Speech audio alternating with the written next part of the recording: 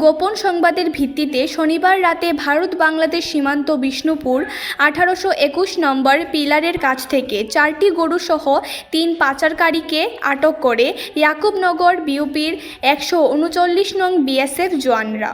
সাথে আটক করা হয় TR04C 1531 নম্বরের একটি গাড়ি ও TR05D 8312 নম্বরের একটি পালসার বাইক। এই অভিযানে বিএসএফের 6 জন জওয়ান ছিল। এই ঘটনার বিষয়ে কদমতলা থানার সাব ইন্সপেক্টর সঞ্জীব সরকার জানিয়েছেন, শনিবার রাতে ভারত বাংলাদেশ সীমান্ত বিষ্ণুপুর গ্রাম থেকে 4টি গরুসহ 3 পাচারকারী এবং একটি গাড়ি ও একটি বাইক আটক করে কদমতলা থানার হাতে তুলে দিয়েছে।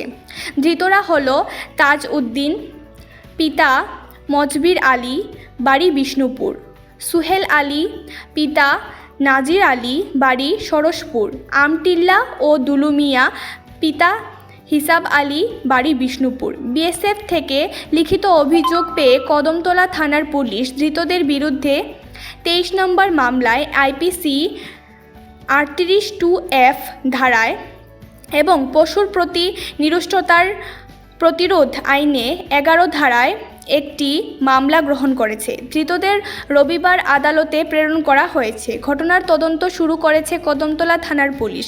ত্রিপুরা থেকে ভানুচন্দ্রের রিপোর্ট, আসাম প্রাইম নেটওয়ার্ক।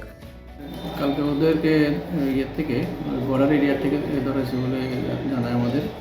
ওরা নাকি গরু নিয়ে 4টি গরু নিয়ে যাচ্ছিল, একটা গাড়ি নিয়ে, ওর সঙ্গে একটা বাইকও ছিল। এদের মধ্যে 3 জনের মধ্যে ছিল একজন তাজউদ্দিন, একজন সোহেল আলী, ওদের বাড়িটা কোথায়? দুলাল মিয়া। তাদের বাড়ি, একজনের বাড়ি আমতলি, সরসপুর আমতলি, আর 2 জনের বাড়ি বিষ্ণুপুর। তারা একটা এফআইআর করেছে আমাদের কাছে বিএসএফ।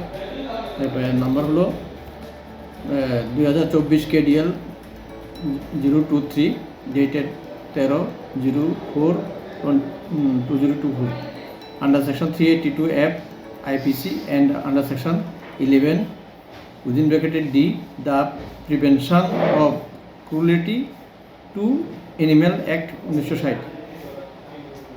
তো কোন আসামি কোথায় আছে? কোর্টে ফরওয়ার্ডেড হচ্ছে। ধরেছে কালকে রাত্রে ওরা দিয়েছে? হ্যাঁ, কালকে রাত্রে আমাদের কাছে হ্যান্ড ওভার করেছে এবং আমরা তাদেরকে কোর্টে ফরওয়ার্ড করছি।